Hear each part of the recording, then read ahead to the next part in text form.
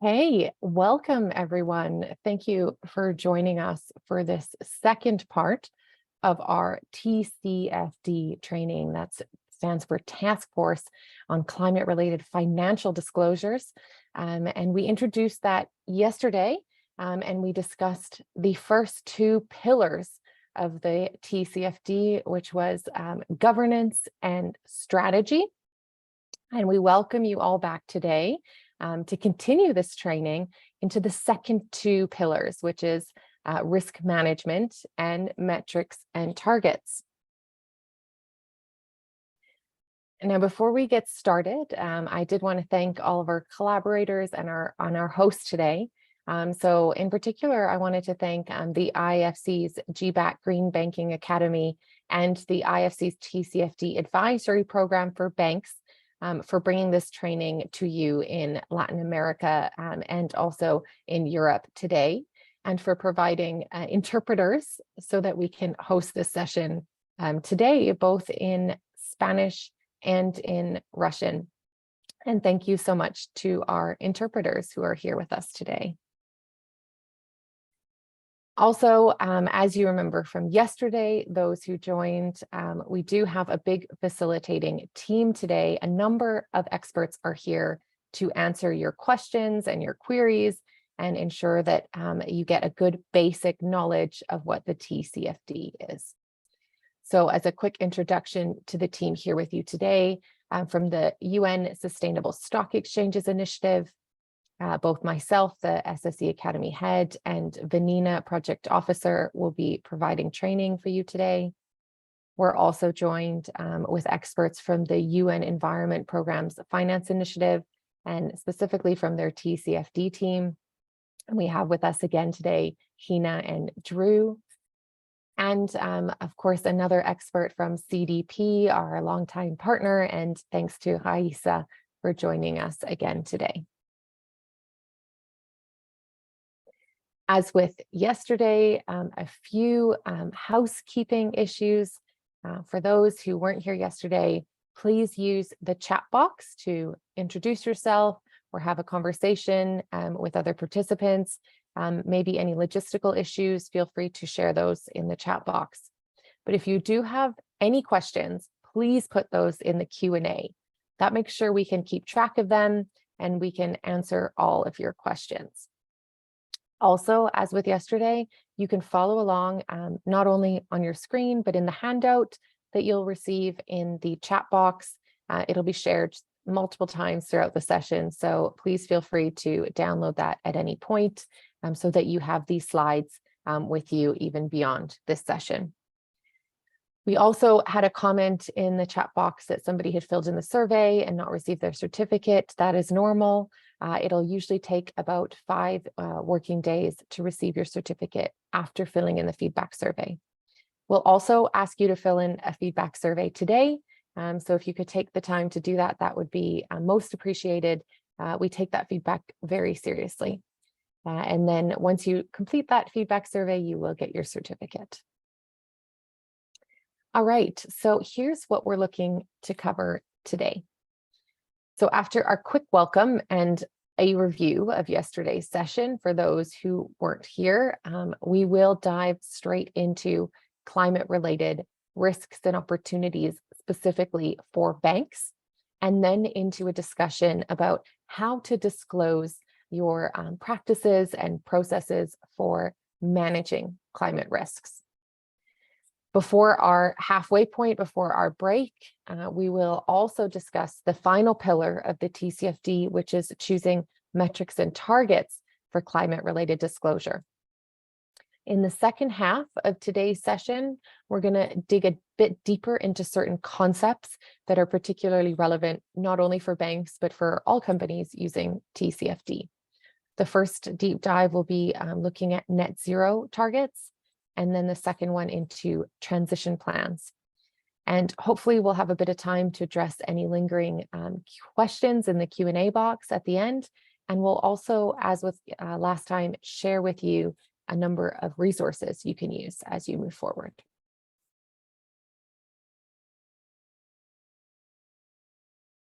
So we have today, again, 4 new learning objectives. First and foremost, we are here to help you to be able to identify practices that can be used to manage climate-related financial risks and opportunities facing the banking sector. We're also here to help you to understand what measurements are appropriate and effective in measuring and setting targets for climate resilience. Additionally, we're here to help you understand how a transition plan and net zero targets can be implemented in your organization or in the organizations that you fund. And finally, to help you to identify how the TCFD recommendations can be used with other key tools and frameworks to create both resilient and agile strategies. So with that, let's do a quick review of what we learned in part 1 of our TCFD training. So as a reminder, these are the 4 core pillars of the TCFD's recommended disclosures. So remember, we have 11 recommendations. So there's 2 governance recommendations, which we discussed yesterday, and then 3 strategy, 3 risk management, and 3 metrics and targets recommended disclosures. But as I mentioned yesterday, it's really important to remember that all of these pillars are very much interconnected and interrelated. So while we discuss the disclosure separately, the practices and the processes you put in place in your organization will all be very much connected. So if we want to identify the differences here, I think it's important to notice that governance and risk management, the first and the third, are both process oriented. They have a lot more qualitative disclosures related to them.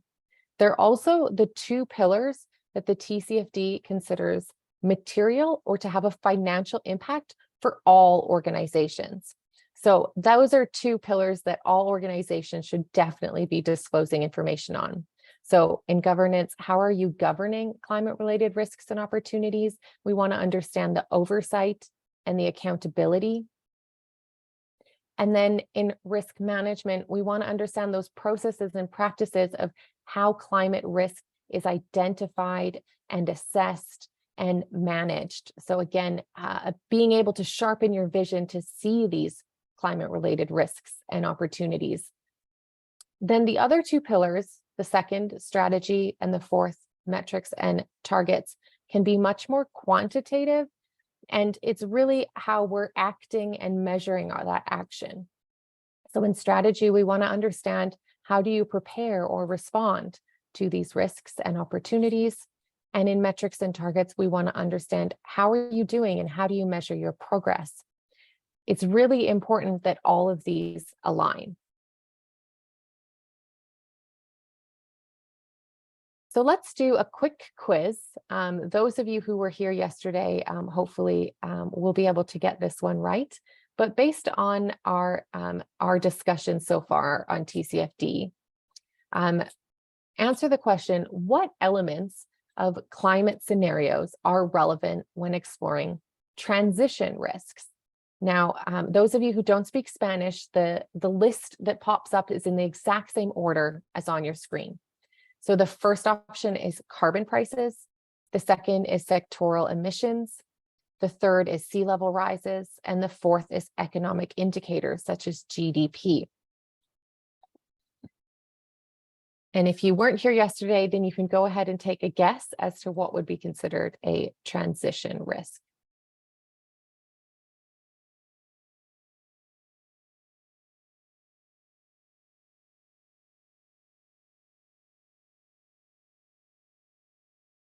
Okay, I'll give 10 more seconds to fill that in.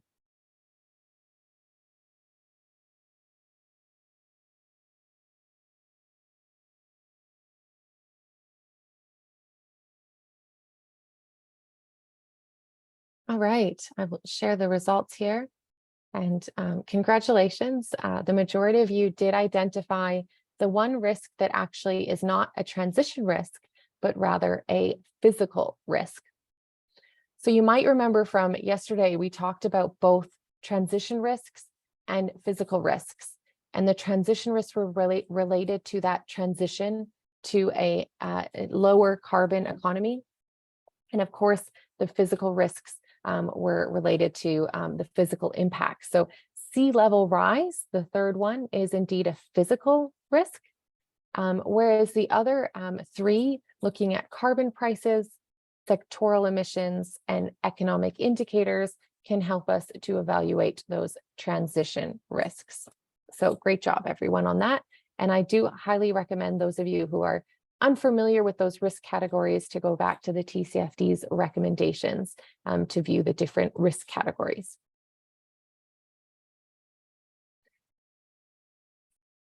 So another reminder from yesterday is where this information should be disclosed.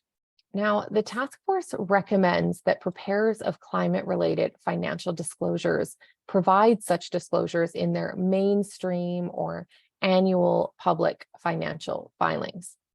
This is because in most G20 jurisdictions, companies with public debt or equity have the legal obligation to disclose material information in their financial filings. So that's anything that has a financial impact. And as we were discussing yesterday, the TCFD recommendations do pertain particularly to information that has a financial impact or is financially material.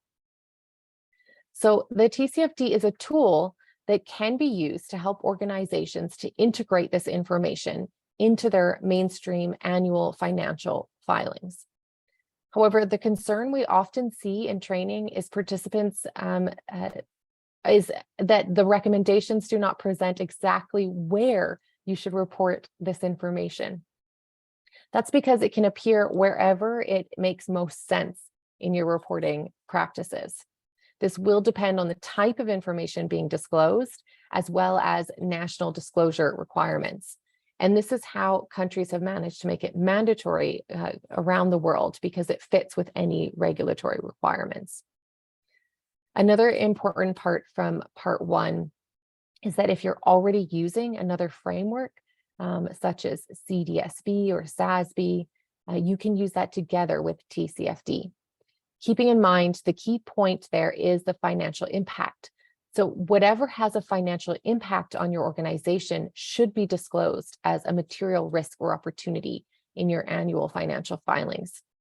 This is why we often advise that companies first map their existing disclosures and then understand what risks and opportunities are facing their organization. And whatever is missing from their disclosures, they can then move on to include. And just before I move on, as a reminder, the TCFD does indicate that both governance disclosures as well as risk management disclosures should be disclosed by all organizations because these are deemed to be material for all organizations. What that means is if you don't have the appropriate governance structures, the appropriate committees, if you don't have the appropriate risk management processes in place, if you're not identifying these risks and opportunities, then you will certainly have a financial impact from that lack of processes in place. So all companies should indeed be looking at having for sure their governance and risk management disclosures. So what does it mean to disclose financial impact? So this is an image straight out of the TCFD where they summarize how these risks and opportunities hit the company's financial statements and relate to financial reporting then. So a reminder, TCFD stands for the Task Force on Climate-Related Financial Disclosures. So really we want to understand how this hits our bottom line as a company. When doing a materiality assessment, this can help to understand that those risks and those opportunities both flow into our strategic planning and risk management, which then flows into our financial impacts. And when we say financial impacts, we will see in the income statement, the cash flow statement, and the balance sheet, etc. So understanding how these risks and opportunities really flow down into the financial performance of a company is the real purpose here of the TCFD. But also it's important to make sure that we're understanding it's not just financial performance, it's also your financial portfolio, the makeup of your loans and the companies that you invest in. So we can see here that the financial impact will often be explained through an explanation of risks and opportunities impacting revenues, expenditures, assets, liabilities, and also capital and financing.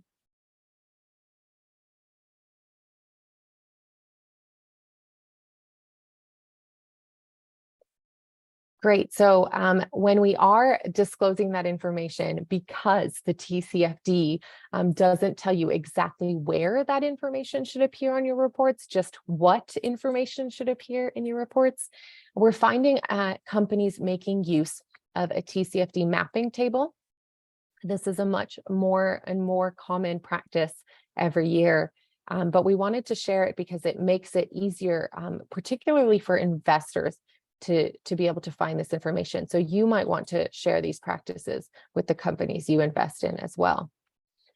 This is an example of a TCFD table. And as you can see, they just list the 11 recommended disclosures by the TCFD on the left-hand side. And for banks, that might include additional disclosures. As we've been discussing, there are some additional disclosures on top of those 11 recommended disclosures, which are specific for banks. And then in the next column over, we can see where that information might appear. So sometimes it indicates the chapter, sometimes it indicates the report. For example, it could be in a CSR report as well as in their financial statement report. And then it often indicates the exact page or section. So this can be a very useful tool to be able to communicate well with your report readers where the information is. But it's also a really great tool for a gap analysis. If you're starting to pull this table together and you notice that some information is not reported in, for example, your financial statement report, then it's important for you to analyze why and whether there is a reason that it should be integrated because it might be material or have a financial impact.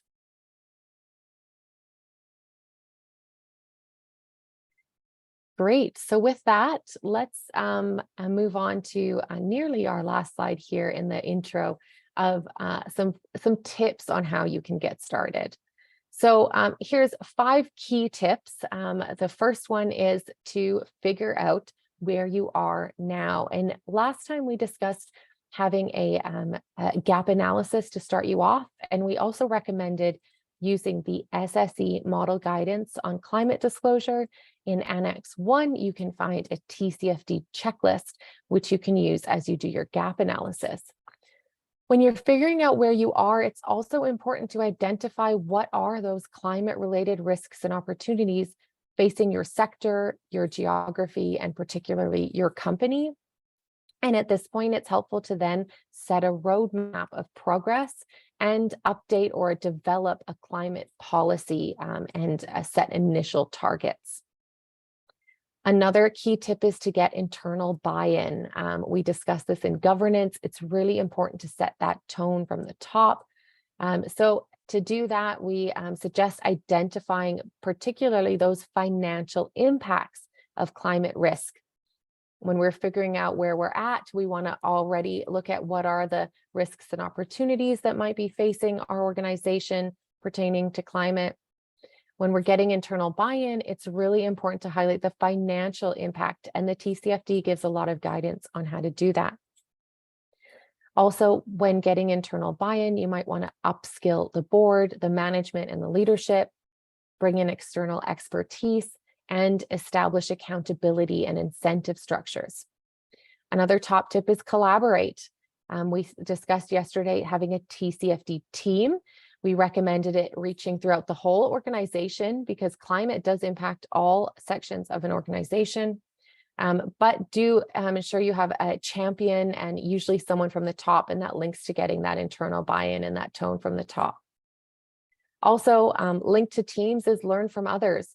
You can learn from other departments in your own organization. Also learn from other organizations in your sector. You can use the TCFD Knowledge Hub.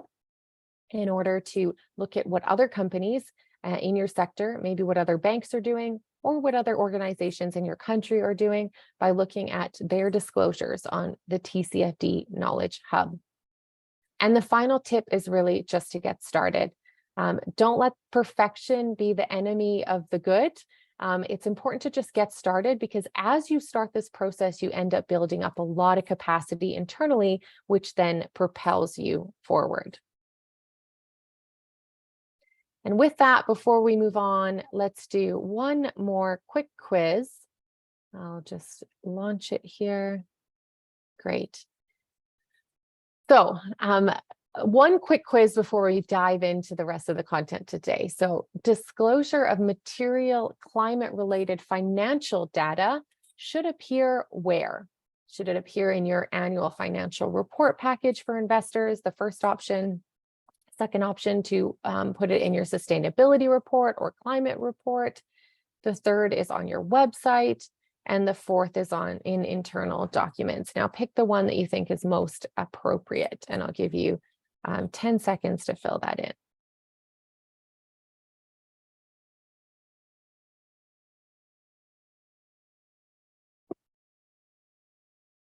Okay, you're all doing very well. So I will congratulate all of you that picked the first one, annual financial reporting package.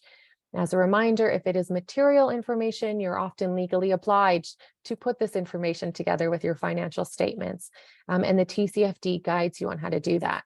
Now, you may want to also include this information in your sustainability report, or any non-material information can appear in your sustainability report, but we don't recommend putting it on your website or in internal documents. You can add these reports to your website or add additional information on your website, but primarily it should appear in your annual financial reporting package. And that's because it's material information. So the key word there was indeed material. Great. And with that, I'm going to pass over to my colleague Raisa, who's going to take you through the particular climate-related risks and opportunities that are facing the banking sector. Over to you, Raisa. Thank you, Tiffany. Good morning, everyone. I'm Raisa Sare. I'm Policy Coordinator at CDP Latin America, and I'll be discussing with you the climate-related risks and opportunities specifically for banks. Before we dive in this section, I just want to reiterate that what has been mentioned before pertaining the extensive opportunities facing organizations as a result of shifts in technology, markets, consumer regulations from climate. Yesterday, we mentioned a report called Major Risk or Rosy Opportunity that was published by CDP in 2019. One important aspect that we found in this report is that opportunities related to climate significantly outweigh the risks. And this is why the TCFD always highlights that we need to include the risk side, but we can't forget the opportunities that also arise from this. My colleagues will share in the chat for those who want to take a look at the report. And okay, in this slide, we can see a general picture that illustrates risks that could affect the economy and the financial system through many transmission channels. This helps us to go a bit deeper in understanding the impacts. So first, let's take a look at the box on the left side that brings the climate risks divided into transition risks and physical risks. In the middle, we bring the economic transmission channels, also divided into here we consider both the micro and macro views. And lastly, we can take a look at the blue box on the right, where we can see how all of that can lead to financial risks. So to understand a little bit more, let me illustrate what I'm presenting with an example. As climate risk, we can consider transition risks. More specifically, let's talk about consumer preferences. When a consumer alters the preferences in a micro perspective, it affects businesses due to changes in demand for certain products. This scenario can create a financial risks both for lenders and for investors in that business. Now, let's analyze another quick example, but now considering physical risks. we might see an increase in risks such as extreme weather events, which can impact productivity at a macro level, but will also increase costs at the micro level for both households and businesses. Taking also a look at the financial side, underwriting risks increases as insurance assets may become more difficult or more costly with those events. Physical risks can possibly lead to lower insurance coverage in certain areas that are more prone to those events. So in the second level of the physical risks regarding chronic risks, particularly from increased temperatures or sea level rise, for example, this can lead to effects on the labor market, to capital or land and nature specific in a certain area. And all of these challenges would really require significant investments and adaptations from companies collectively and also from governments that must act on that. And the last thing I want to point out in these slides particularly is the feedback cycles. You can take a look at the bottom of the slide. We can see a great line that shows these feedback cycles. What does this mean? Basically, this means that the financial impacts can have an economic impact, but at the same time, economy impacts a country's transition processes. So there's a real interlinkage between these different categories. A top question that we get asked all the time is, what are the risks? How do we measure those risks? Where should you focus your attention? And also, how do you prioritize the right industries, the right sectors or portfolios?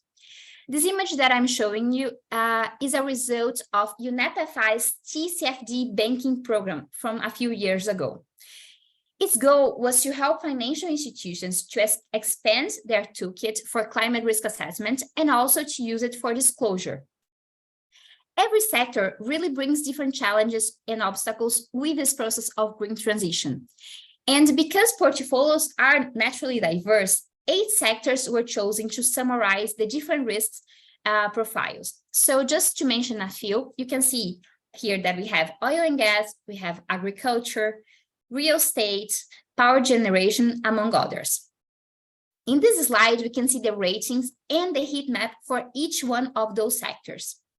The mapping we are showing you reflects a level of risk likely to occur from an ambitious or just transition under the scenario of limiting the warming to a well below 2 degrees, which is in line with the Paris Agreement.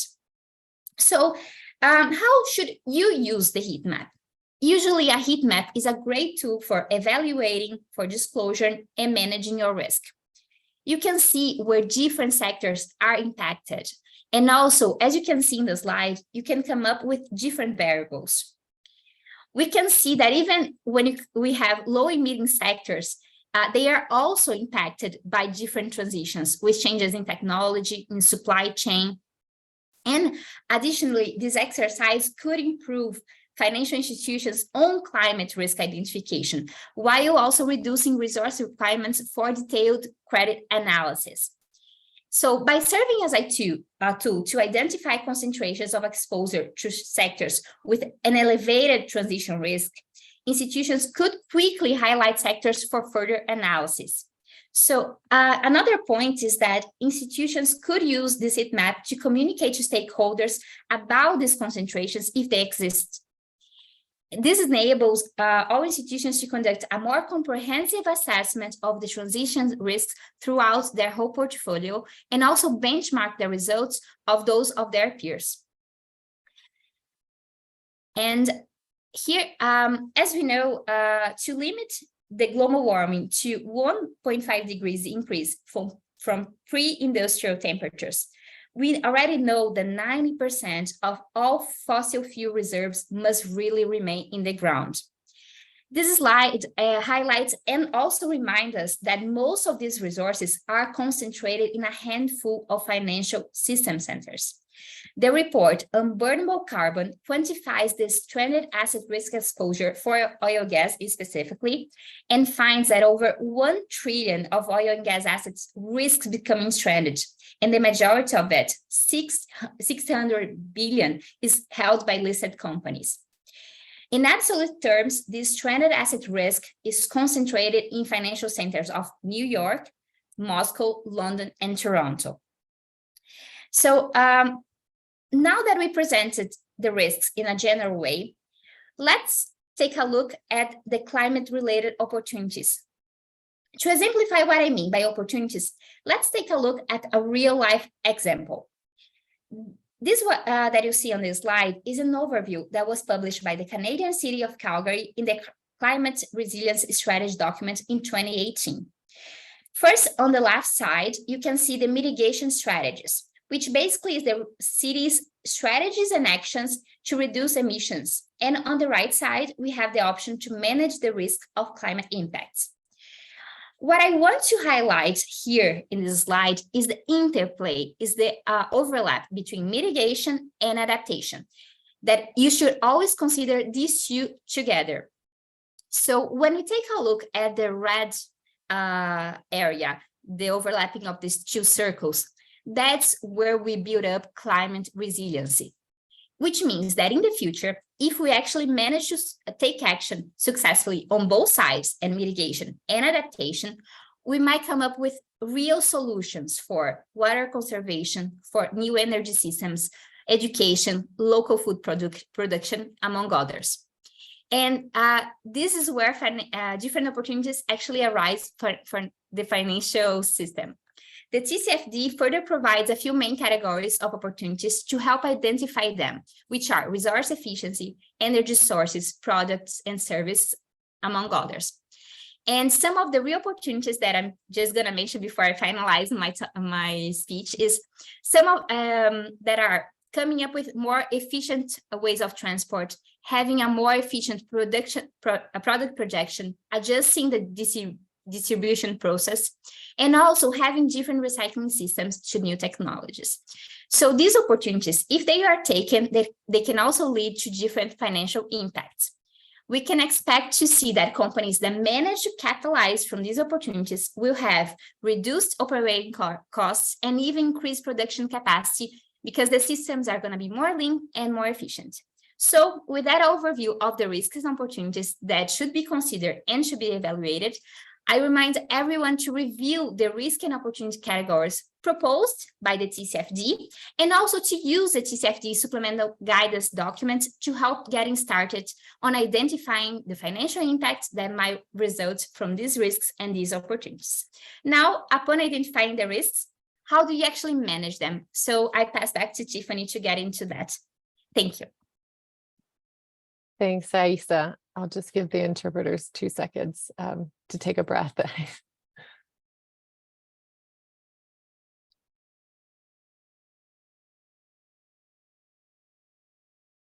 Okay, so as Aisa mentioned, if we now understand a bit more about what are these risks and opportunities that are facing the banking sector, what do we do with them? How do we disclose this information? And that's where the TCFD really kind of kicks in here. So reflecting back on those 4 core pillars of the TCFD's recommended disclosures, the risk management pillar is really about just closing in on how the organization identifies and manages climate risk. As mentioned earlier, it's one of the more qualitative disclosures that we see, and to remind everyone, it is considered to be financially material to all organizations. So what we can see is that the risk management pillar contains 3 broad recommended disclosures. And as you can see on this slide, we have A, B, and C general disclosures, as well as supplemental or additional disclosures in category A, specifically for banks. So let's look at category A first. In category A, the recommended disclosure is about describing the process for risk management that allows for the identification and the assessment of climate risk. So all organizations really should be considering disclosing how risks are identified and explaining the methodology used.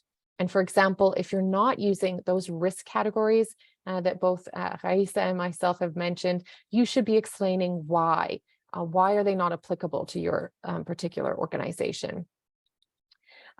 It should also be understood by the report readers how regulation is considered when evaluating risks. Banks in particular should be providing additional information as well on how risk categories are identified or related to the traditional risk categories used by banks. For example, how climate risk impacts on credit risk and market risk and liquidity risk or operational risk. So then let's look at category B, which is really here we're focusing on how the organization is managing and prioritizing risks. How does it determine which are the risks it's going to act on, which are the ones that it's just going to keep an eye on? And this is the information on how decisions are really being made in your risk management process. As we heard in part 1 in the governance section, we were really trying to understand better from report preparers who is actually doing this decision making and who's responsible for assuring risks are effectively managed. Here, we want to more understand the processes and where in the organization this sits. We want to understand how decisions are made, what is the level of risk appetite, and what control functions are set up, etc. It's really here where we want to also encourage a discussion with your report readers about the processes set up to prioritize certain risks and how those decisions are being made. And then finally, let's look at category C, which is more focusing on the integration of climate-related risks into your overall risk management process. And this is really to get an understanding of how the management views climate risk and how climate risk is integrated into different risk frameworks, which is mostly already existing in the business. So there are two important aspects that I want to consider here. And first is, pardon me, climate is a non-diversifiable risk, and it's also widespread. So it should really be considered alongside and integrated into all existing risk considerations. However, at the same time, climate-related risks often have a different time horizon than we're used to looking at, as we discussed yesterday. That means that we might make a decision today that will have an impact. That financial impact might come into play kind of 10 years down the line. Also, it might be a cost today, such as investing like R&D or investing in new technology that will play out later in time, or preparing for regulation that might come through kind of gradually over time. So it's important that we are able to understand as an organization, not only how these are similar to other risks, but also how they differ slightly from other risks. So keeping in mind those three core pillars, we want to see what are the risks identified? How do you identify them? What's that process? How do you manage and prioritize them? How do you decide, make decisions on these risks? And then how do you link them into your holistic risk management process? And how do you evaluate them vis-a-vis other risks? So how are banks doing so far? As with last time, I'll let you read this report on your own time. But just to note, as you can see here from the 2022 status report, that reviewed, a number of reports and looked at how they were doing using AI. We can really see now just the overview of the three recommended disclosures here. And as you can see, in 2021, we've seen a significant increase in the banking sector working on all three of these. Now, the best disclosure we see now is in C, integration into an overall risk management system. So if you do want to look at this in your own time, there's also some examples you can look at in that status report, which are very useful.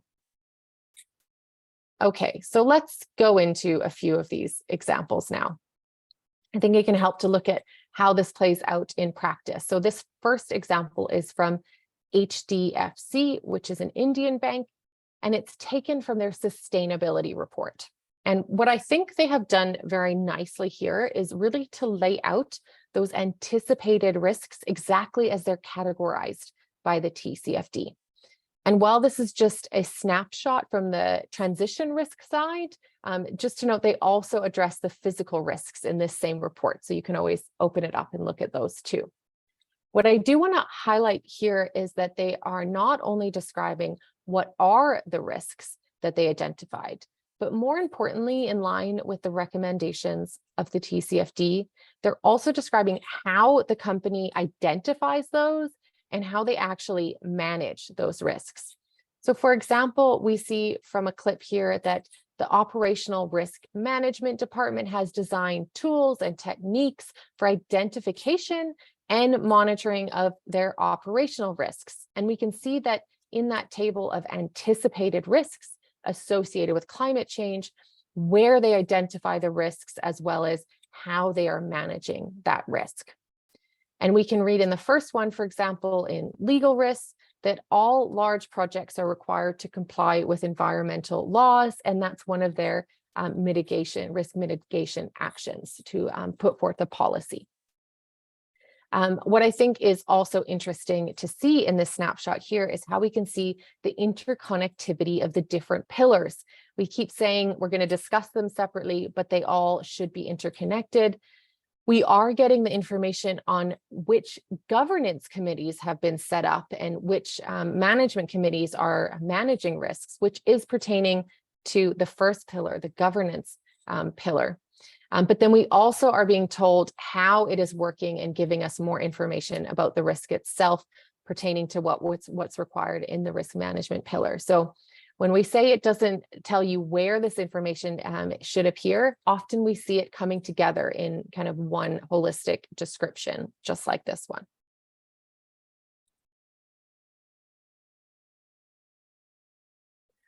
Okay, let's look at another example here. This one's from ABN AMRO, which is a Dutch bank, and it has integrated aspects into their annual report using the integrated reporting framework, which is a way of pulling together all of our information in one report.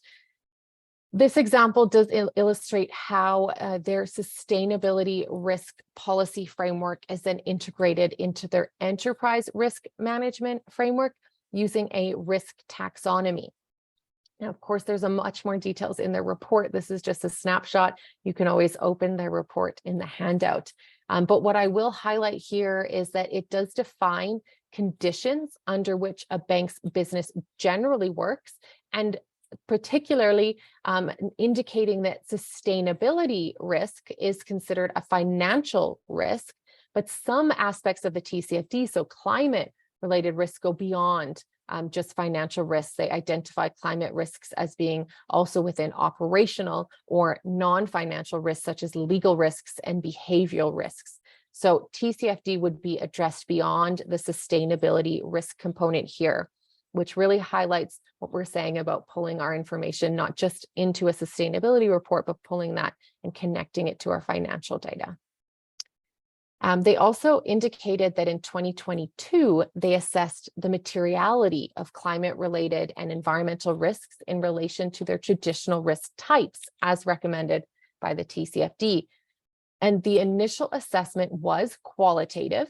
And then for some risk types, this was further substantiated quantitatively, whereby a distinction between materiality in the short term, which they define as 1 year, medium term, which they define as 5 years, and long term, which they define as 30 years, was made. So we had a lot of questions last time about what those terms are, what is a short term, medium term, and long term. And it's indicated by TCFD, you should indicate what you mean by short, medium, and long term, but it should match with your business cycle. So it should make sense to your organization. And I'm going to share one more example here. So this is coming from a Brazilian bank, and we're looking here at their annual report of Banco do Brasil. They are showing here what we call a materiality matrix, which does help us to understand the risks that have been identified, and also, as we've talked about, prioritization of those risks. So this is a very common way to illustrate that prioritization, especially for companies that are making use of the GRI methodology or the Global Reporting Initiative standards. But something that I think is particularly interesting in this report and worth opening up and looking through is that they also nicely explain how they identified this prioritization process and how they identified those risks. So I'll highlight in this report that they provide really a clear description that I recommend you can read that goes along with this image you're seeing on your screen. And they also indicate how they did a cycle of consultations with their primary stakeholders. And they mention that they really gained through that those different consultations a lot of information through surveys, information from speaking to different stakeholders about these risks, information about discussions on how risks emerge. So you might want to take a look at this report to see that process that you can go through to start to prioritize your risks.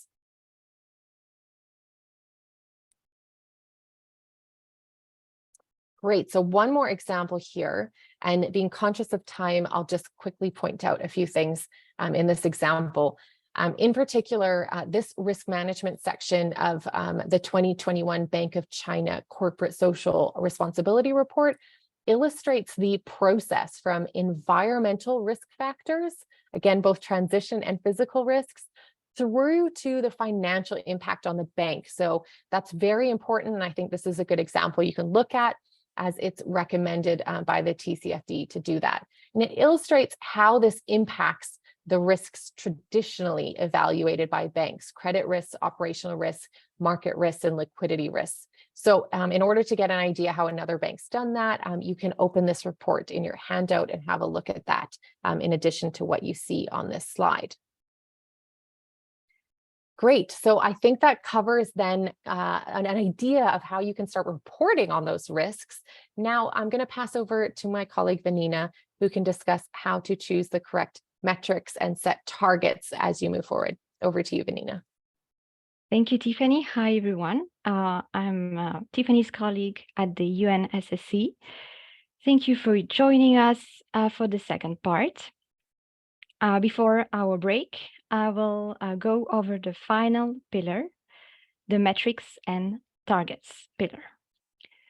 So, just as a reminder, the metrics and targets pillar is that very inner layer that you see here in gray of the TCFD. All of the other pillars are underpinned by these appropriate metrics and targets. As Tiffany was mentioning, these are developed and created through that materiality lens.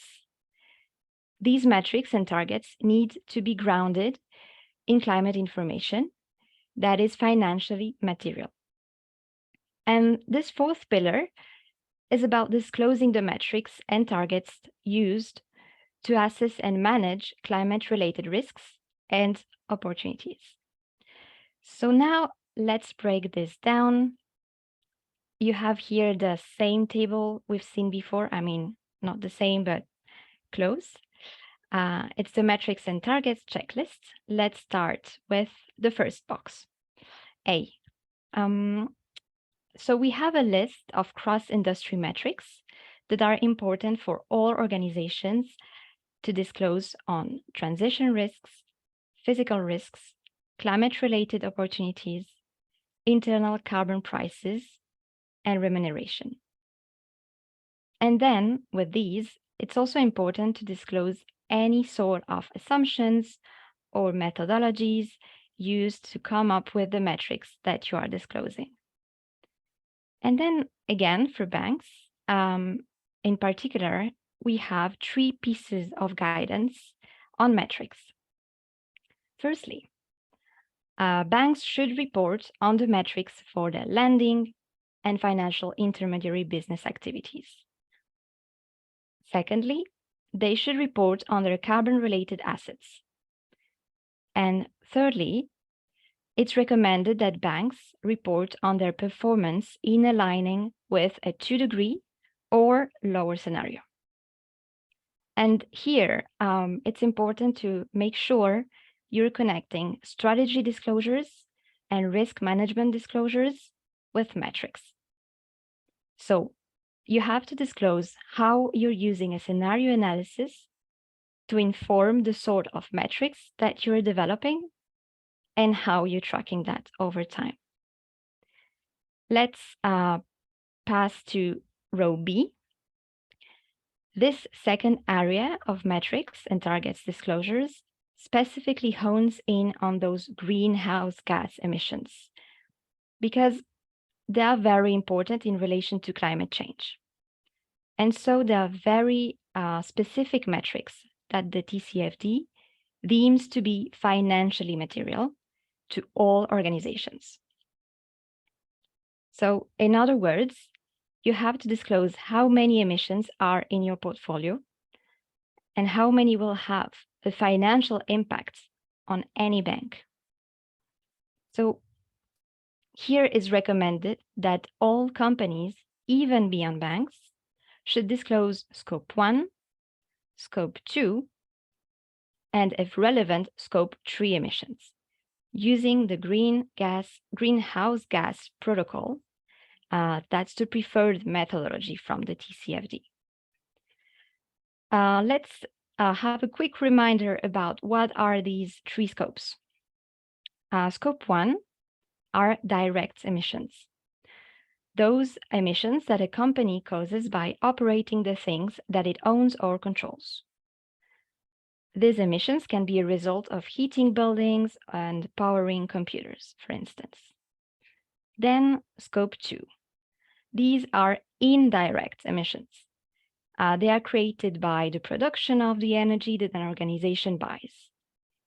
And lastly, Scope 3, there are also indirect emissions, meaning those not produced by the company itself, but they differ from Scope 2 as they cover those produced by customers using the company's products or the emissions produced by suppliers making products that the company uses. And you may note that I said companies should disclose if relevant for Scope 3. But for banks, the Scope 3 emissions are likely going to be highly relevant. So it's important to look at all 3 scopes, not just the first 2. And with that, there's specific guidance for banks to report on greenhouse gas emissions from lending and other financial intermediary business activities using the Partnership for Carbon Accounting Financials, typically referred to as the PCAF methodology. Now, we're reaching the final row, the targets category. So the final recommended disclosure for this pillar is the targets that are being set. And this recommended disclosure, it's recommended that all companies should report on long-term as well as interim targets, considering absolute and intensity-based calculations, timeframes, base years, and key performance indicators. And just to clarify, we sometimes get questions about absolute versus intensity emissions. And absolute emissions are the gross overall emissions associated with an organization, whereas intensity emissions refer to an organization's emission relative to some sort of economic output, such as revenue. And then again, with the targets, as with the others categories, we see that it's important that you report and disclose what methodologies you are using to come to the conclusions that you are around the targets. In the next slide, here we see this 2022 status report from TCFD that we've seen before. This time, we see the progress on all of the 3 recommended disclosures over from 2019 to 2021. What I'd like to highlight here is the progress in the last category, the climate-related targets, so category C, and that indicates that companies are really recognizing the importance of setting these targets to manage the risks and opportunities that they might be identifying. Okay, so now let's have a look at a few examples to hopefully make this a bit clear and concrete. So this example is from a South African bank, the Standard Bank Group, and it shows how they reported to reflect the impact of climate-related risks in their credit portfolio. What I like to highlight here is that they have metrics for sectors with elevated transition risks exposures, such as coal-fired power generation and oil and gas. They have metrics for sectors with elevated physical risk, specifically looking at the agriculture sector here in the middle of the table. And agriculture sector is vulnerable to both acute and chronic risks. And in the last row, really importantly, they start to disclose metrics for opportunities by looking into opportunities created through climate mitigation in the renewable sector. That's the last row. Let's have a look at the second example from the Bank of China's 2021 CSR report that we've seen before, and focus on the diagram on the right-hand side. We see that the proportion of total credits to brown industries account for around 10% of their corporate loans. This helps us to understand the exposure of the Bank of China in lending. So this helps us to understand the exposure of the Bank of China's lending to high-risk sectors and how they are performing and managing these risks over time. Now, this is an example that I will leave for you to review. It's from the Bank of England. It's their roadmap for reaching net zero, and it could provide banks and other financial institutions a clearer picture of the sort of pace and direction of travel for the UK financial system. So now we're reaching the last example, I believe. And this comes from the European Bank of Reconstruction and Development. Here they provide a historical record of annual green finance commitments. From this trend line, we see the bank's annual green finance commitments growing over time. And this trend line is really helping us and investors understand and track progress in this respect. It's also showing us in both absolute as well as relative terms or intensity-based. So this graphic is showing us this in both absolute terms as well as intensity, both absolute terms as well as relative terms. That's it. And as recommended, this targets and metrics is in alignment with the strategy of the bank, as well as comes with the metrics and explanation of how this is calculated.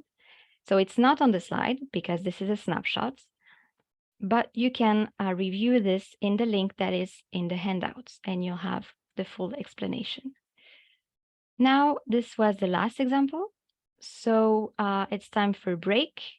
We will be happy to answer any of your questions, and please come back in 5 minutes. So thank you for your attention.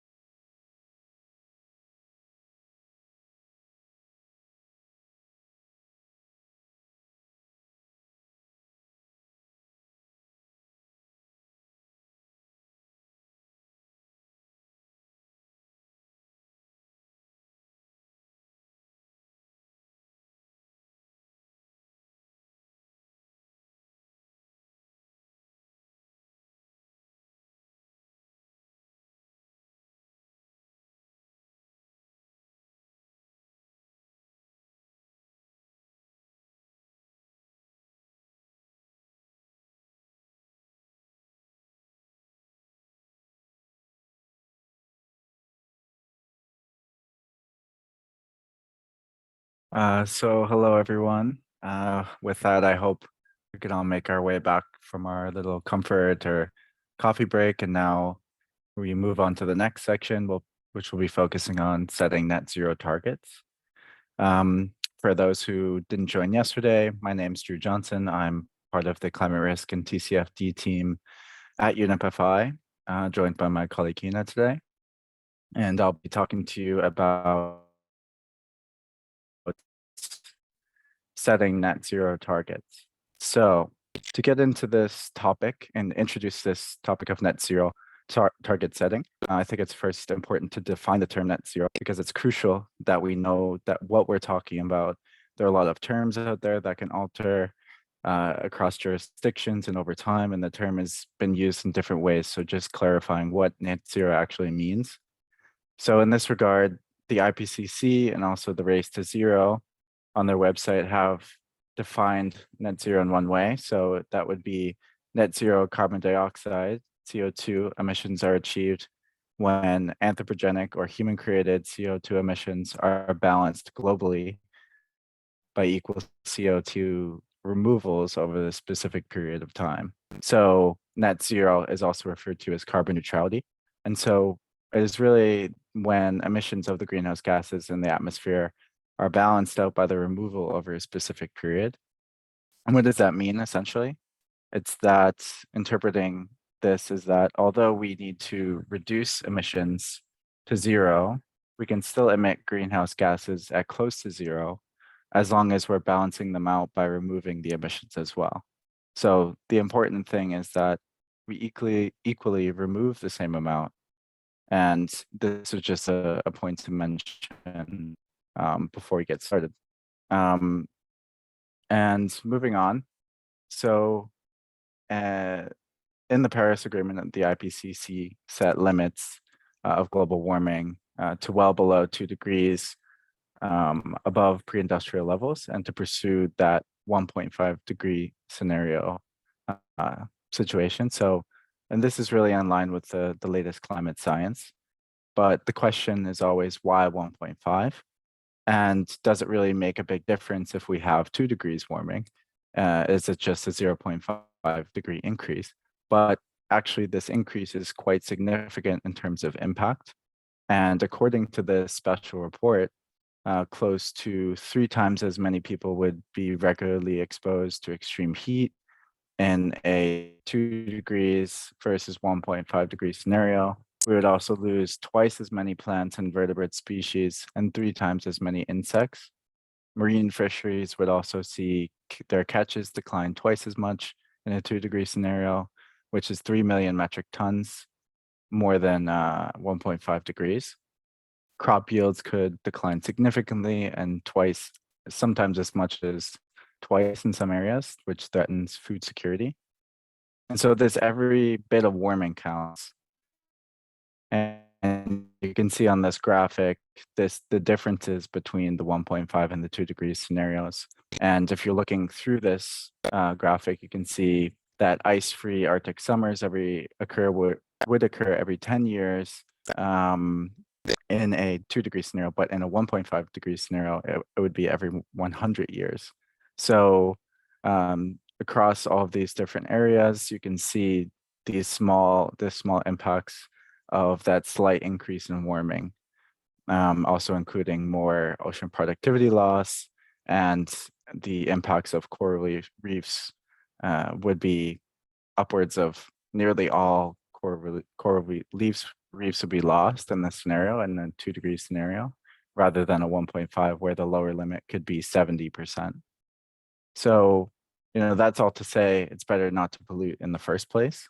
And we need these emissions reductions in the next 10 years specifically, but also to 2050 to achieve 1.5. And so these are necessary, but they're not sufficient. So with the 1.5 degree scenario, it involves actively removing, like I said, carbon dioxide from the atmosphere to reduce and achieve this balance of net zero. So there are emerging and somewhat established technological solutions, as you may be aware of, such as carbon capture and storage.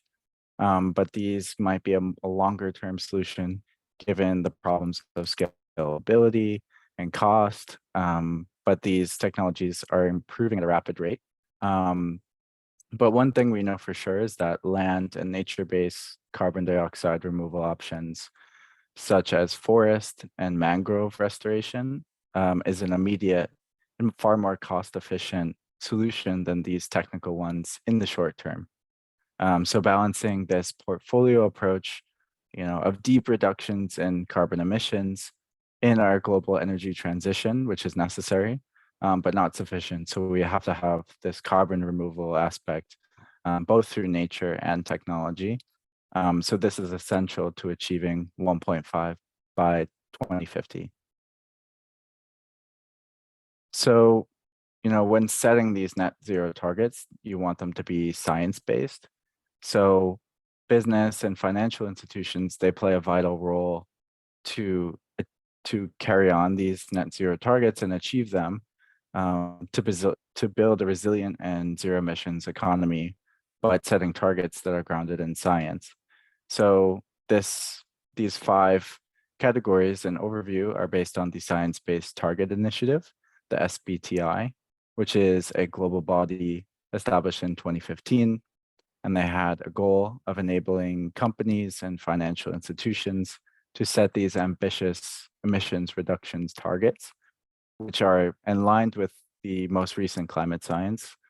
So this is a collaboration between CDP, the UN Global Compact, the World Resources Institute, and the World Wildlife Foundation, WWF. So the SBTI, they seek to achieve ambitious climate action in the private sector, and they have goals of creating these best practices in science-based target setting.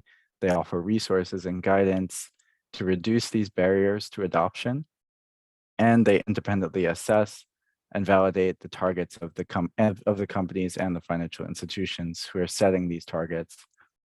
And so setting these targets on a science basis are essential, as they're showing firms how much and how quickly they need to reduce their greenhouse gas emissions to prevent the worst effects of climate change. So when you're looking at how to achieve net zero, it's important to note that for a robust net zero strategy, firms need to identify the key steps. So you can take a variety of approaches, but the SBTI here has 5 different categories, and 5 different steps. So the first being selecting a base year. Firms need to establish a base year to track emissions performance consistently and meaningfully over time. You want to ensure that scope 1, 2, and 3 emissions data are accurate and verifiable. And the base year emissions should also be representative of the company's typical emissions profile. And they should be chosen such that targets have sufficient forward-looking ambition, and the base year be no earlier than 2015. And so the second step, which is calculating your emissions, doing so, the SBTI recommends that companies ensure that the target boundary is aligned with the greenhouse gas inventory boundary. You can find all of the details in this PDF at the bottom, in this target setting process. Basically, in this step, you want to determine how to treat also your subsidiaries and also exclude the use of carbon credits and avoided emissions. It determines how to treat indirect use phase emissions. For those who don't know this term, it's, for example, emissions that are generated by products that only consume energy indirectly during use over their expected lifetime. Examples could include washing and drying of apparel for manufacturers, and cooking and refrigeration of food products for food retailers. But this is also an optional category. The third would be setting your target boundaries, and these can differ for near term and also long-term targets. The fourth would be choosing a target year, And as a reminder, the TCFD recommends that you provide targets as well as interim targets, which the SBTI sees as near term and long term. So the coordination there. And lastly, you have calculating your targets. And for TCFD specifically, it's important that report readers understand how you actually calculate this in your process. So this is an extensive resource that you have on the slide here for target setting by the SBTI, and I encourage you to look through this.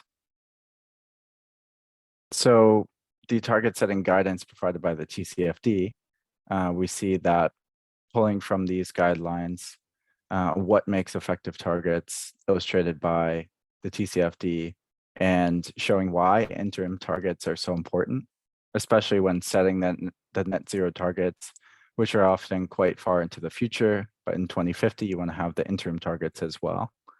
So these pathways that you can see on the graph here, these are adapted from the NGFS scenario database, which I talked extensively about yesterday, and I hope you got a chance to look through these scenarios as part of your homework. And so what you basically see here is that when a firm is committing to reduce the scope 1 and 2 emissions, and also putting these net zero targets in place by 2050, there are different pathways that can be followed based on the different scenarios. So, for this reason, they show the pathway they currently plan to follow, and also the interim targets that they have set based on that pathway. The TCFD gives guidance on how effective targets should be established, and this is what you can see on the left side. The first point is really important and recommends that targets should be linked with your strategy and risk management goals and into your risk management framework as a whole. It should also be linked to your relevant metrics. So the targets need to be quantifiable, understandable, and trusted or verifiable in some way. So in that sense, they should really be periodically reviewed and updated. So, we are doing this, and you want to do this because, despite all of the climate science improved significantly in the past years, and the fact that climate change is very unpredictable to a certain extent, there could be some trigger points that lead to a shift in expectations around these target settings and these scenarios because they are imperfect. So this might also require you to change your targets or introduce new metrics over time. So in addition to this, companies are also concerned about the legal aspects of being held liable to these targets. So it's very important that you provide the full context on how and why these have been selected and what the objective of that target actually is. So going forward, we have the methods of target setting. Here we can go a little bit deeper into the methods for setting your emissions targets. However, I won't go entirely into the details of these individual equations you see here used to calculate the emissions, because you can access these later on as needed. But I'll just go through one. I'll go through one by one to just get an understanding of what their approaches are. So the first, you have the absolute finance emissions, which was mentioned previously. This includes all subsectors as well as aggregation across different sectors as well. This absolute finance emissions measures a financial institution's share of a borrower's emissions. And at a portfolio level, this metric is calculated by summing up all of the absolute finance emission of the borrowers in the portfolio. So the second, you have the physical emissions intensity. This measures the borrower's emissions per unit of production. So for example, the number of megawatt hours or megajoules of energy produced. At the portfolio level, physical emissions intensity measures the exposure weighted average of the physical emissions intensities of the borrowers in the total portfolio. So lastly, we have finance emissions lending intensity. which translates as a borrower's absolute financed emissions to an emissions intensity metric. And so this metric is based on the amount of finance committed to the borrower's sector. At the portfolio level, this metric is calculated by dividing the sector portfolio's absolute finance emissions by the total sector financing. And I know that was a lot to take in, so feel free to look through this afterwards. And for more guidance on calculating the metrics and targets, feel free to make use of the TCFD's metrics and targets guidance. So moving on to some concrete examples of net zero target setting. The first we have is Citibank. And you can see here that, this is within their disclosure. You can see from in the report, similar to what was just discussed, there's a framework or pathway for setting and achieving their targets. You'll recognize these steps, which we recently discussed, which were including calculating emissions and determining what is their baseline and starting point. And then from there, in step 2 on the left-hand side box, they looked into identifying different emissions reduction pathways. And we've mentioned NGFS before, but in this case, they're using the IEA, International Energy Agency scenarios. And so, like I mentioned yesterday, when deciding on the scenarios, this is up to the institution, and it's important to use whatever fits the market or their portfolio best. And so from there, they can establish some target setting. So what do they want to see by 2030 and beyond that to 2050? And then steps 4 and 5 are also very important, as it is actually the implementation of their strategy and then engaging with their clients in their transitions. And so in a sense, decarbonization is really like a marathon. We need to have the right tools in place to be planning long-term. And so Citibank does a good job by outlining how they want to engage both internally and externally. And they want to elaborate the opportunities they want to take along the way and describe how they went to achieve their targets. And then lastly, you can see the fifth box, which is focusing on external engagement. And so it's very important to inform your stakeholders, your clients, your investors about your target setting and maintain transparency in all of your methodologies and calculations. And this is a key aspect in avoiding potential litigation and criticism, although many know that this is not always entirely avoidable. And lastly, at the bottom of this page, you can see that there are 2 sectors based on a heat map analysis, which are highlighting the 2 priority sectors for Citibank, which they want to focus on. And the first one is energy. And you can immediately see here that scope 1, 2, and 3 emissions are their key metrics. And they have a baseline year of 2020. And again, it's up to the firm to come up with their baseline, but of course it should be considered a normal year for comparative purposes. And moving on to a second example, we have Barclays. And this is also the last slide of this net zero target setting topic for today. And hopefully this gave a good understanding of setting net zero targets, but feel free to ask questions in the Q&A if something was not clear. So looking at Barclays, we have this chart taken from their 2022 climate strategy report. And they're sharing what they have done and what they have announced in terms of target setting. So you can see here that they previously set a target of reducing 80% of their greenhouse gas emissions from their own operations and to source 90% of their electricity needs from renewable resources. So this covers scope 1 and 2 emissions. So actually they managed to achieve this and actually overshoot this target, and they've achieved 86% emissions reductions in their own operations and 94% renewable energy sourced. So based on this, they're making a new announcement of 90% greenhouse gas emissions reductions by 2025. And on the bottom, you can also see some targets you can see that for energy, they put in place a absolute emission target, and they want to target 15% reduction against that 2020 baseline by the end of the year 2025. And they have a set of interim targets by 2030. So they take also a similar approach to Citibank. They're using emission intensity reduction targets in the power sector. And so this is just to give like 2 examples of what's out there. And I hope this is helpful for you, especially as these are examples for banks. So with that, I thank you for your time. And now I'll hand over to my colleague Hina, who will walk you through transition planning. So thank you very much.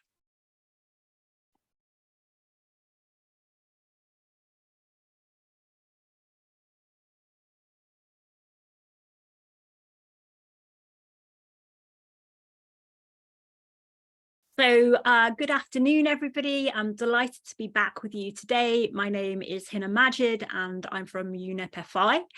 And I'm going to be talking to you for the remainder of this session all about transition plans. So when we talk about transition plans, what we're effectively referring to are documents which set out your goals, your actions, and your accountability mechanisms, which are all designed to align your business with a low carbon economy. Now, Drew was talking about net zero targets. And so, of course, we're also increasingly seeing firms develop net zero transition plans to back their targets up. So when we talk about net zero transition plans in the context of this particular session, we're talking about transition plans with the added difference that the objective is to achieve net zero GHG emissions by 2050, to limit warming to 1.5 degrees Celsius in a way that entails both a low or no overshoot of that 1.5 degrees Celsius figure. Now, the way I'm going to work through this session is I'm going to tell you a little bit about what the TCFD says about transition plans. I'm then going to talk you through what's known as the GFANZ framework for net zero transition plans. And then we're going to weave those learnings together and work through a real life example of a disclosure relating to a transition plan. And if we have time at the end of the session, we'll have a little bit of a discussion about some of the strategies you can use in the context of developing your own transition plans.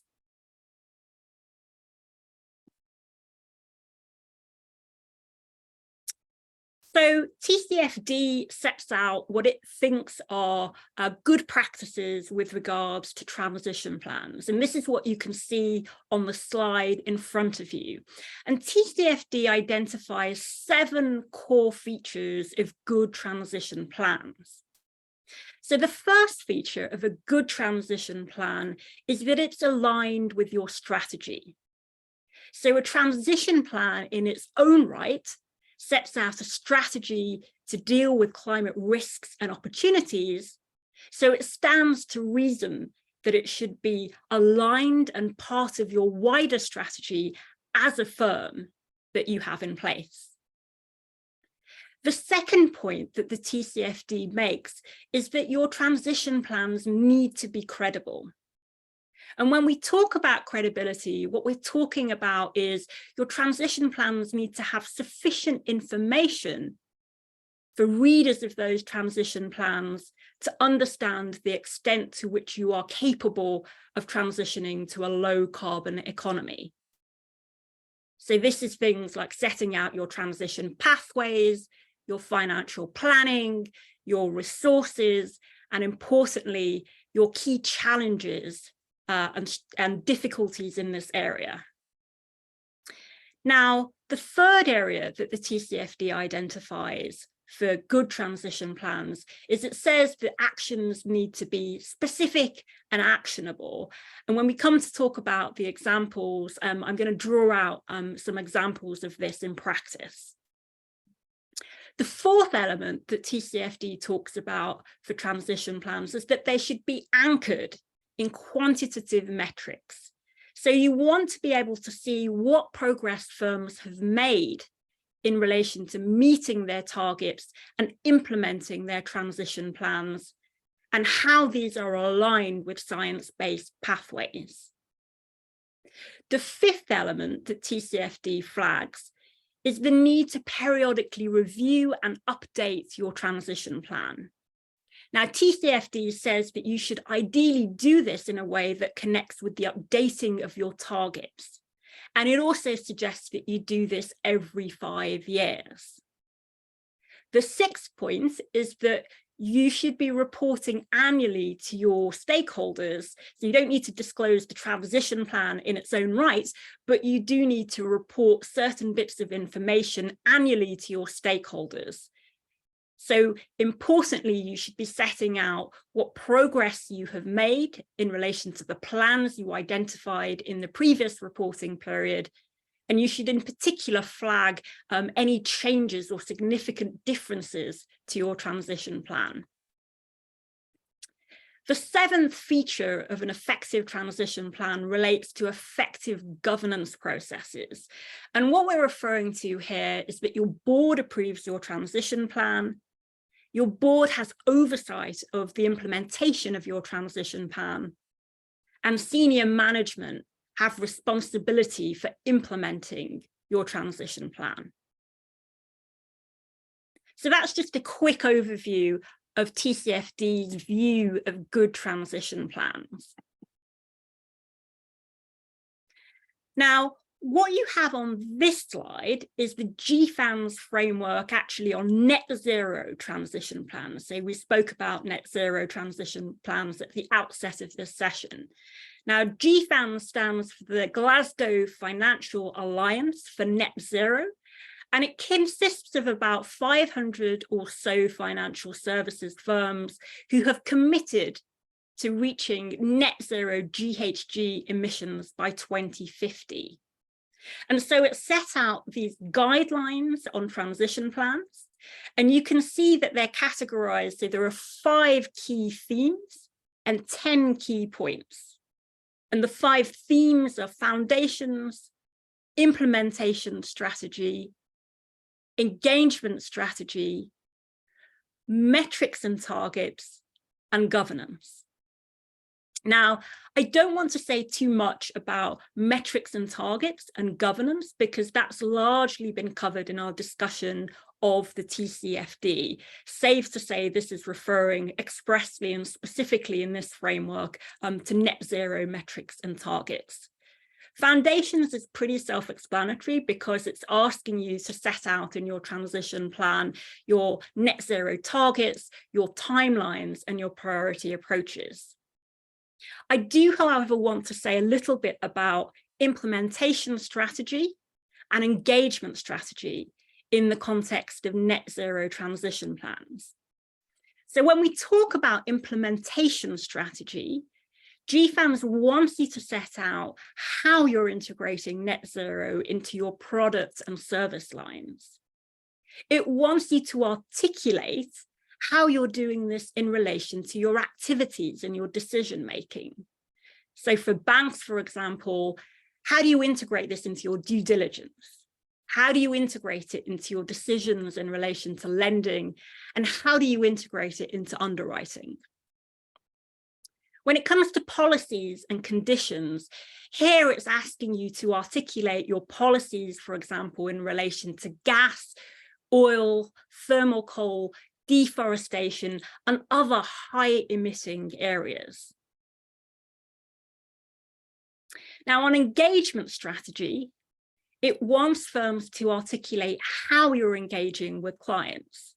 So do you, for example, tell them about your own net zero targets? Do you offer them advice in relation to transitioning to net zero and support that? Do you have an escalation process? These are some of the kinds of information that it would expect you to include in a net zero transition plan. And then finally, points 2 and 3, here GFANZ wants you to articulate how you're working with industry to develop your transition plans and methodologies connected to your transition plans. And the final point about government and public sector relates to your own advocacy. So how does this support net zero objectives? Now, I want to finish off this part of the GFANZ framework with their view of how financing can achieve real emissions reductions. So we're not so interested in paper reductions, we're interested here in real economy emissions reductions. And you see from this diagram that there are 4 key ways that you can do this. You can finance climate solutions. So these are things like companies developing green hydrogen, for example, or technologies to remove emissions from the atmosphere.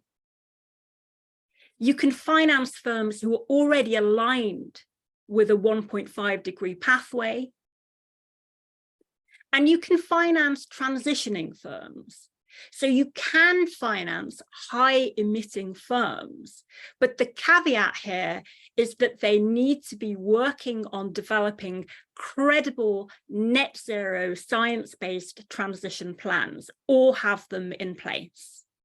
And that's an important point to note, that supporting these firms to transition is a fairly crucial part in achieving real economy emissions reductions.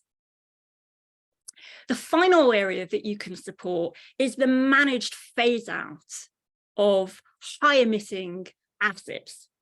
So this is things like coal plants, for example, that want support in retiring early and in a way that is aligned with a 1.5 degree pathway. So 4 key ways, something to keep in mind also for our exercise that we will discuss a little later on.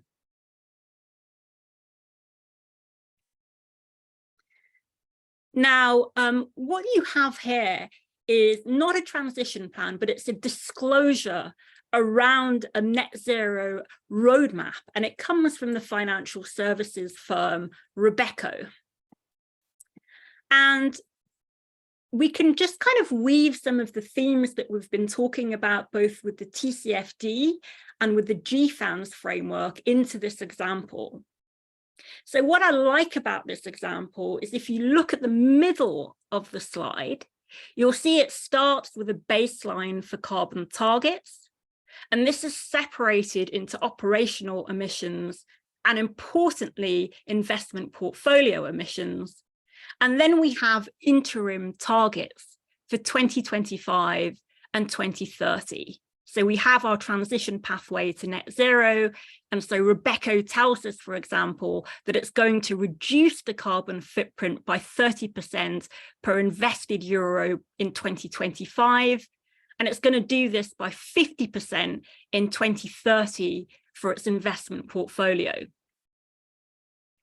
We talked about being nice and specific and setting out your clear actions, and we see that here. So Rebecco talks in 2020 about it extending its fossil fuel policy so that it's extended to all funds. It talks about its active ownership approach and tells us that in 2025, it will be exercising active ownership with the top 200 emitters. And we have a nice elaboration at the bottom left-hand side of the page of the 6 key actions it's going to take. And just finishing up on the kind of nice features that this demonstrates, we talked about articulating some of your challenges. And if we look at the bottom box in the middle, where it talks about the scope of the 2025 targets, it explains that the targets actually don't cover the whole of the assets under management, and it explains that there are limitations due to developing methodologies. But it also ties into the point that GFANZ was making about industry collaboration, and it tells us how it's overcoming those challenges, and it's working collaboratively with industry to develop methodologies for asset classes that are currently excluded. So a good example, and I hope that there are certain aspects and features in this that you can borrow for your own disclosures going forward. Now, I think I'm just checking how we're doing on timing. I think we have time to do some of the, do we have time, Tiffany? Okay, we have a little bit of time to work through the last exercise that forms part of this session. And so I want you to have a think about a scenario where you're developing a transition plan. And what I want you to think about is if we start with the short term, and by the short term, I mean starting from now up until 2025. So if we start with the short term, which of the strategies from A to F do you feel would be most suitable for the short term and why? So could you pop your answers into the chat box and I can pick them up and talk to them. So the question is here, which of these strategies is going to be suitable for the short term? Is it engagement with high emitting clients? Is it divestment from high emitting clients? Is it financing the transition of high emitting clients? Is it rebalancing the sector of portfolios to shift to lower emissions, expanding your financing of low carbon sectors, or expanding your financing of climate solutions?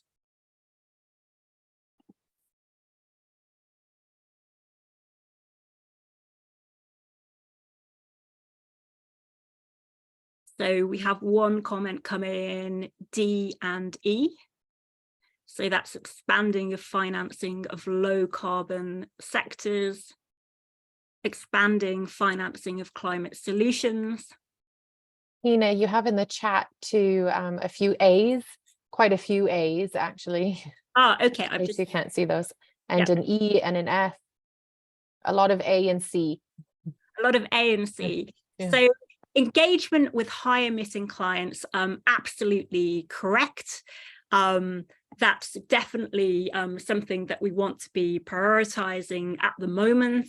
In terms of F, expansion of climate financing solutions, again, Tiffany, this was a point that you were kind of picking up and highlighting yesterday, and Raisa made today. So this is for sure important as well. And so too is the expansion of the financing of low carbon sectors. C, financing the transition of high emitting clients, providing those high emitting clients, so putting in place credible transition plans, then that seems also like a relatively sound strategy.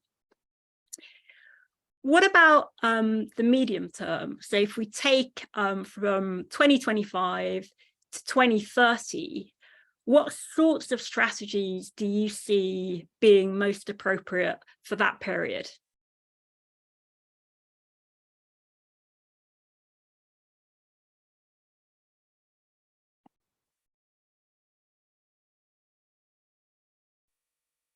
So Hina, in case you can't see the chat, we had someone say all of them. So okay, they're sorry. working really hard. A few have said all of them. And I see a lot of the kind of end ones like E and F. Someone said A, D, E, F, B and E. So it's quite a mix coming through. Right. So I think the kind of consensus around this, there isn't like a hard right or wrong answer, but I think the consensus around this is climate solutions, which we saw were important, financing the transition of high emitting clients. And the topic of divestment becomes more relevant in the medium to long term. So divestment would also, so that's option B, will also be something that we might start to think about for those clients who don't have or appropriate transition plans in place and who aren't making sufficient progress in relation to them. Do we have time for the final question, Tiff, or should we crack on? I think we'll have to crack on now. Okay, so I'll leave that to you then. Thanks so much, Hina. And I hope that that kind of brought it all together to help us to start think about, well, there are multiple strategies here. Some of them are more relevant as you get started, and you might lose that opportunity to engage on that strategy later on. So that comes back to that timing perspective. If you're going to start engaging clients, now's the time to start that engagement, because 10 to 30 years from now, it might be a little bit late to engage and you might have to already start divesting. Great. Thanks so much, Hina. That was very clear. And thanks to all presenters for getting everything done on time today. So we do have time to go through all of our additional resources available to you now. So just before we close out, a reminder that the TCFD does have a number of guidance documents. Don't forget to read the recommendations themselves. They updated the TCFD recommendations in 2021. Those are all updated online now. So whatever you download from the FSB website or from the TCFD Knowledge Hub will be the updated version. They did not change, they just added additional recommendations there. Also, if you're looking at guidance on those metrics and targets we talked about today, as well as that transition plan, in 2021, we got additional guidance in that 2021 guidance on metrics, targets, and transition plans, and also more on implementing. So do make use of those TCFD guidance documents. Also, if you wanted to go back to the basics and learn TCFD a bit more thoroughly, you can also view all of our videos online. We do have some in Spanish as well, so you can check out our YouTube channel for that. And do make use of the TCFD Knowledge Hub. There's a number of learning opportunities there, not just on the basics of TCFD. You can go further into biodiversity related disclosures, water related disclosures, embedding climate change to financial management. A number of the questions you had today, you can further learn on the TCFD Hub. And we'll just pass now a little bit forward because we do have a number of resources. Sorry, I didn't mean to skip this slide, but just a reminder in your handout that if you are looking at how to do that assessment of the impact on your portfolio, please make use of UNEP FI's resources for banks. This is all in your handout and we discussed them a few times now. And you can use these additional guidance documents and guides as you move forward from a number of banks here as well. But before we close out, a reminder about your certificate. If you would like to get your CPD certified certificate, so that'll be 2 CPD credits for today, you must fill out this feedback form within a week. And then you will receive your certificate usually 5 to 7 days afterwards. So please do that when you can. And with that, I would actually like to pass to our partners to close out today's session. So I'd like to introduce to you all Carlos Serrano, who is the head of IFC Climate Advisory Services for the financial sector in LAC. And he's also the program manager for IFC Green Banking Academy, which brought this training to your region. Carlos, can I pass to you for the closing today? Thank you very much, Tiffany. Dear colleagues and participants, good day from sunny and every year hotter, much hotter Spain due to climate change. This training is filling us with much satisfaction and pride. And the reason is that above all, we consider a successful effort, given the number of registered participants over 1,500 and the number of online participants around 600 from all around Latin America and many countries in Europe. For IFC and our allies, this is a success, and we are grateful to you for connecting. Thank you very much for the 4 hours that you gave us. It has been also a success because the fight against climate change and in favor of the sustainability agenda must be addressed systematically and should be the result of joining forces, like it has been the case of this training, where multiple organizations are cooperating to achieve a greater impact than what we would do individually. It is exactly what Goal 17 of the Sustainable Development Goals recommends, the power and the need of partnership for such a complex agenda as aiming for a more sustainable world. This is the third cohort, and I promise you it will not be the last one. of this executive training offered by IFC TCFD Advisory Program for Banks, a comprehensive training program provided by IFC Climate Business Department and made possible with the generous financial support of our donors, Japan and the Netherlands, to whom we are grateful. The high demand we are seeing in the market for this climate training is the result of the unstoppable advance of the climate agenda and the acceleration of the transformational journey of commercial banks moving from traditional banking to sustainable and responsible banking. Colleagues, the commitment to sustainability and climate alignment is not an accessory. It's not a parallel strategy to the corporate strategy. It is an essential pillar of the corporate strategy itself. Therefore, it's a process of transformation, a true change in the business model and the way that we operate. And there is not a best path to achieve the transformation than following the TCFD principles and guidelines. We really hope that this training has been useful to you and that you will be back to your institutions with the idea of embracing the task force for climate-related disclosure and preparing net zero targets and transition plans, as those are vital for commercial banks in emerging markets. Please sign to TCFD if you have not done yet. By subscribing to the TCFD, banks will enhance risk management, ensure transparency aligned with global best practices. Can we see the slide for GBAC now? Because I have a few words. I want to conclude with an offer from IFC Green Banking Academy for all institutions interested in advancing the transformation journey towards the Paris climate goals and sustainable banking in general. We launched the Green Banking Academy in 2018, our platform for consulting and training services in green banking and finance, through which we help banks in emerging markets with doing the transformation that I mentioned. IFC does not only provide green financing to banks, but also we support you with strategic consultancy services and training and capacity building for you and even your clients. As you can see on the screen, the house with multiple floors represents the necessary path to transform from a traditional bank to a climate-aligned bank. In designing and implementing those floors, IFC can assist you. Please let us know if you're interested in our consultancy services and our training in green banking by writing us to greenbankingacademy@ifc.org. As you can see in the slide, in recent years, we have provided green financing for banks in Latin America for nearly $3 billion, train almost 40,000 professionals, and support dozens of banks in the region to transform. Finally, I'm finishing here. I would like to thank our allies, the Sustainable Stock Exchange Initiative from the United Nations, and specifically, Tiffany, you, the wonderful lead of this training. Also, thank you to all the experts who have joined us from the UN Environmental Programme and the Carbon Disclosure Project.